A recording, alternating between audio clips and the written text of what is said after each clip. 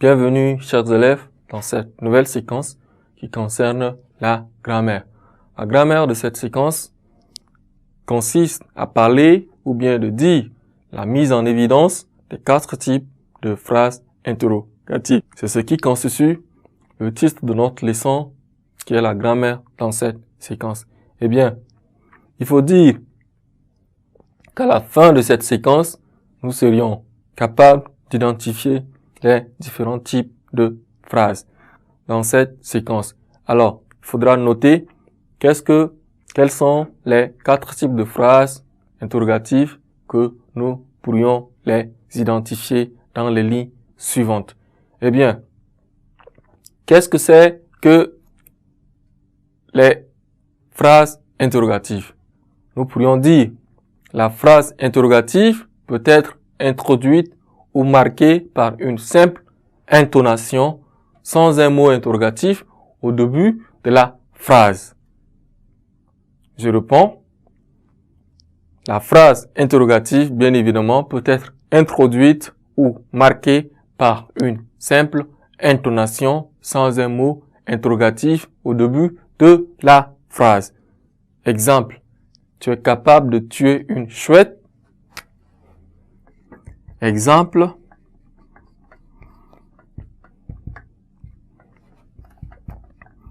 tu es capable de tuer une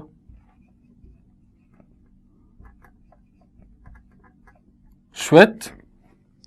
Donc, nous avons notre exemple qui est là au tableau. Elle peut être marquée par une inversion du sujet. Elle peut être marquée par une inversion du sujet. Inversion du sujet, nous pourrions dire, as-tu fini d'admirer la chouette? As-tu fini bien sûr d'admirer la chouette?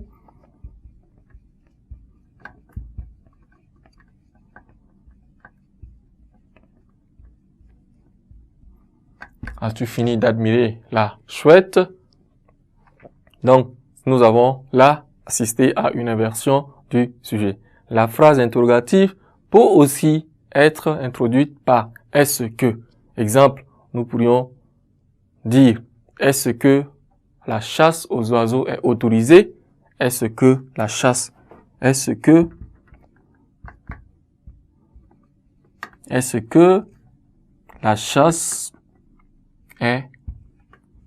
autorisée? Est-ce que la chasse est autorisée? Ça, c'est ce que nous pourrions donner comme exemple. La phrase interrogative peut également être marquée par la reprise du sujet par un pronom personnel. J'ai fait cela, moi. Ça, c'est la reprise du sujet par un pronom personnel. La phrase interrogative peut être partielle ou totale. Elle est totale lorsqu'on porte sur toute la phrase. Lorsque la question, bien sûr, pour moi, porte sur toute la phrase et sa réponse est oui ou non.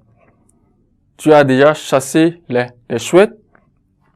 Donc, quand c'est la question porte sur toute la phrase, on pose cette question pour répondre par un oui ou un non. Donc, exemple, tu as déjà chassé les chouettes? C'est à moi de répondre si c'est oui ou non. Elle est partielle lorsque la question porte sur une partie de la phrase. On attend alors une réponse autre que oui ou non. Exemple, à quelle heure peut-on capturer facilement une chouette?